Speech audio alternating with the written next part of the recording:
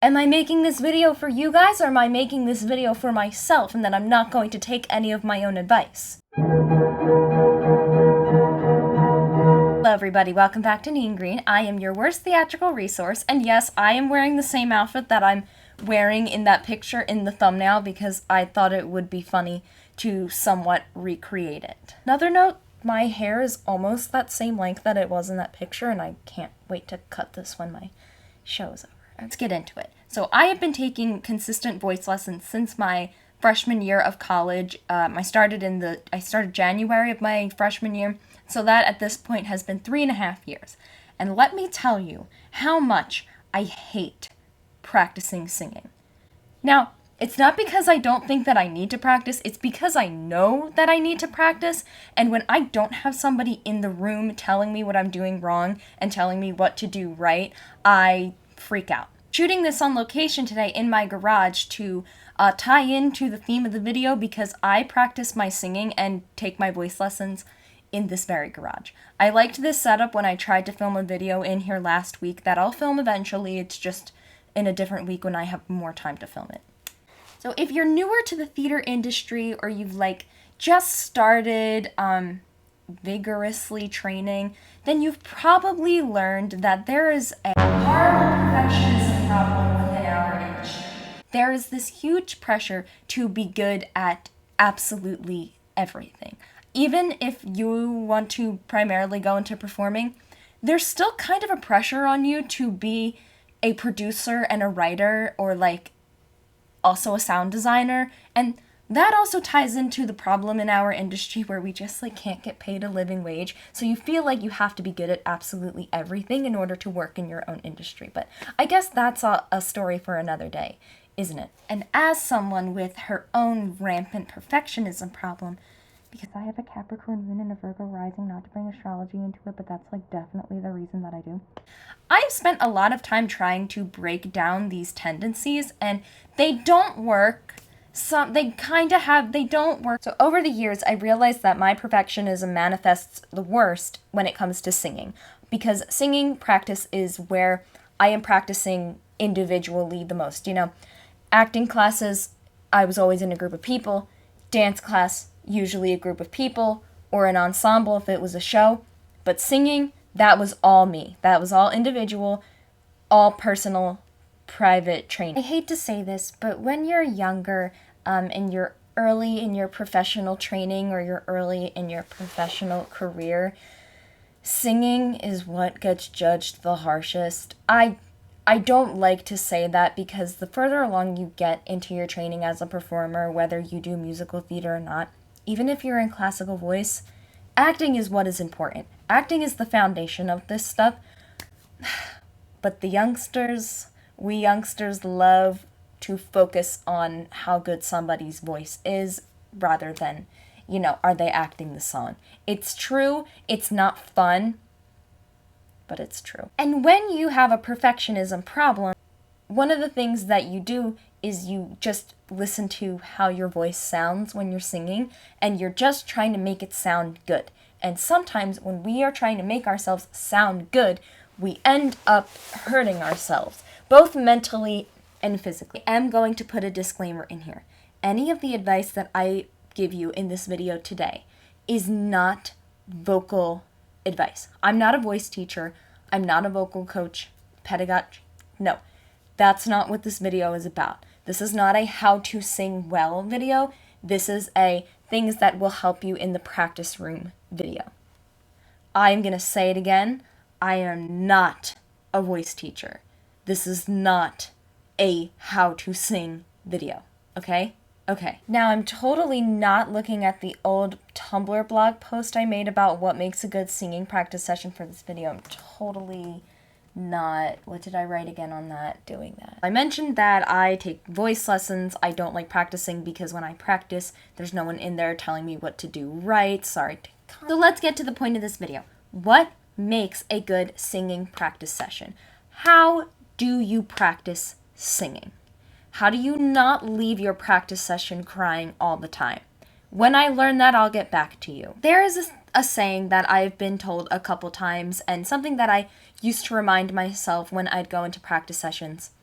It's a practice, not a performance. There is nobody in there that you have to impress. There is no one else in there that you need to be like, look at me, I'm good, I'm a good singer. Even when I'm practicing, I'm doing everything right. There's no one there to judge you. And this reminds me about one of the reasons I hated going to practice in college is because, the practice rooms were these little box aquarium looking rooms with these big windows in my school where you could literally see whatever someone was doing in there. I used to get really freaked out and think that people were going to be listening to me and making fun of me and looking at me and judging me. And even though if I were in those practice rooms right now, I'd still think that, I know that it's not true. Because when I would go in there to practice, I was not listening to anyone else around me. If you're in college or school, or you're just practicing around other people, they are focusing on themselves more than anything. They're not focusing on you. I'm kind of reminding myself of that right now. Because, I'd go in the practice room, and there would be someone playing the trumpet next to me, and I'd be like, oh God. They're gonna hear me not be able to hit this high B flat. No, they're not. They're working on their trumpet. They can hear the trumpet. They're not paying attention to me. They're working on making their trumpet playing better. They don't care about how I'm singing. And I'm sure that there are people that might walk by and they might judge you, but it doesn't matter because you're there for you and you're there to get better. It's a practice. It's not a performance. You don't have to go in and sing your song perfectly every time. That's not what that's about. Let's bust a common myth that I used to hear a lot about practicing, or that a lot of teachers, professors, or your peers might have, that you need to be practicing for X amount of time each day or you won't get better at all. Wrong. It's not right. It's wrong. That's not true. That's impossible. What you want to tell yourself is that if you show up for any amount of time, a day or week, it's going to get better because you are dedicating time to improving yourself. Any time is better than no time. And that segues into my next point. 15 minutes of dedicated practice is better than just going in there for an hour and singing and not paying attention to anything else and just singing. You go in there for 30 minutes and you're just kind of singing but you're not checking in with your voice or your body. You're not checking in with your voice and your body and what is my breath doing in this song? Where is it placed? You're just singing the song. Then what are you working on? That is a common trap for a lot of us to fall into. We start out with our exercises and warm-ups and we're trying to work on our technique. And when it comes time to apply this stuff to the piece that we're working on, we eventually slip into just singing the song. It's a trap that I fall into a lot. And one of the things that my voice teacher tells me all the time, or that I have to remind myself often, is when you get to that point where you feel like you're just singing to sound good, go back to your exercises, your things, what does my teacher say? Off voice. Vowels, whatever. Another good thing to do, actually, this is a very important thing to start with. Before you start singing, always make sure that your body is loosened up, warmed up in some way. Check in with your voice and your body. It's what you need to sing. Your body is a very integral part of your singing. It's not about your larynx, it's not about your throat. This isn't a voice lesson, but that is the one thing that I can say because I know that to be true. I know that there are some people out there that don't like the term vocal warm-ups because it's not, I don't know. There are some people that don't like to use that term.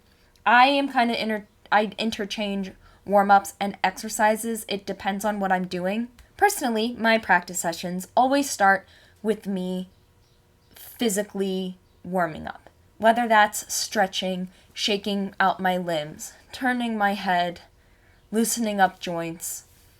Always check in with your body physically outside of your voice before you start singing. That's a good thing to do to loosen some tension up. This is not a voice lesson. Next, I do. I move into the exercise vocal warm-up stage. This is not a voice lesson. This is not a voice lesson, Nina. You don't know how to teach voice. Anyway, I move into my vocal exercise phase. One of the things that I am told a lot, and that I believe, is that you should spend a lot of time on your warm-up exercise portion. That is where your technique is being strengthened, right? Focusing on our exercises, on our warm-ups is helpful. It helps us not listen to ourselves in the way that singing a song can, and where we get into that trap of only trying to sound good and not practicing our technique.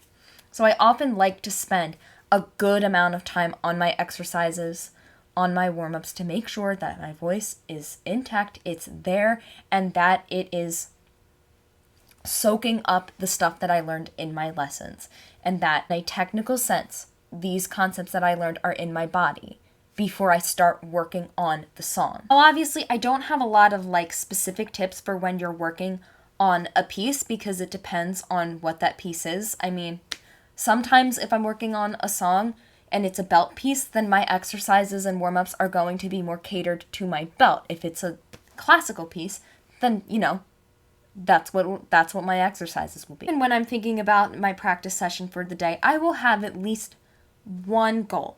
One thing to work on is very helpful in not trapping ourselves into that bad perfectionism. I need to be singing this song perfect and right all the time, that kind of cycle. Having one thing to think about will pull you out of that hole. So what are some examples? Say I'm working on an audition cut, so it's only 16 bars. So one day, I'll focus on making sure I'm getting the correct rhythm of the song, and that's it. I do my exercises, I do my warm-ups, I practice the rhythm of the song, I don't think about anything else, and then I leave. Or say that I was working on a song for a class, I have it, I'm memorized, I know everything, but I need to work on the character, I need to work on the acting choices of the piece, then that's what I'll do. It's just about the acting that day. Remember, this is a video for me to watch when I do this in my own practice sessions. It's like a video diary of me telling myself what to do, and anyone else that views it just happens to view it. And the other reason why we want to listen to ourselves is because we don't want to leave. I don't like leaving practice sessions upset. I don't like leaving practice sessions unfulfilled or frustrated. And often that means that I have to stop a little earlier than I think I'm too in my head at this point. When you kind of find yourself in that spot where you're just trying to make it good and it doesn't feel like it's coming out good, that's when the frustration and the perfectionism takes over. And in my case, that's when the tears come in. Because I can't tell you how many practice sessions I have ended crying. But it's a lot. It's a lot. I cry a lot in my voice lessons too, but I'm often able to kind of talk through that with my voice teacher and why am I getting frustrated and what can I do to stop. But when it would be my own practice sessions, I would feel myself getting ready to cry. I would try to sing through a phrase and I couldn't do it because I just hated the way it sounded and I was so tired of it not being the right way to sing. And I would start crying. And then you know what I would do? I'd be like, well, I can't sing this song anymore today, so I'm going to try and sing a different song better. I'll just sing that one. No. Don't move to a different song. Stop. And go home. We all have a 2 a.m. moment when it comes to our practice sessions, when it comes to us performing, where we've hit our mark. Anything past this point is not going to be good. It's not going to be helpful. And we have to just go to sleep and pack it up for the day. It shouldn't always take you to the point of crying to stop. If you just know that you're I feel like I'm running in circles, I feel like I'm beating something over the head, that's when it's time. Don't get yourself to the point of tears. You shouldn't always be getting yourself to the point of tears to know that you've pushed yourself to your limit. And as always, my computer and my phone just say peace out. They don't care about me anymore. So the last of the footage got wonky and my phone died. I'm just going to finish the video out on the computer. There was only a few more things I wanted to say anyway. So I'm just going to sum the video up one more time for you in case it was too much. Remember, showing up for any amount of time is important, and 15 minutes of dedicated practice is going to be better than 30 minutes of you just singing there and not practicing or thinking about anything except sounding good. It's not a performance, it's a practice. You are not going into Carnegie Hall and performing for thousands of people.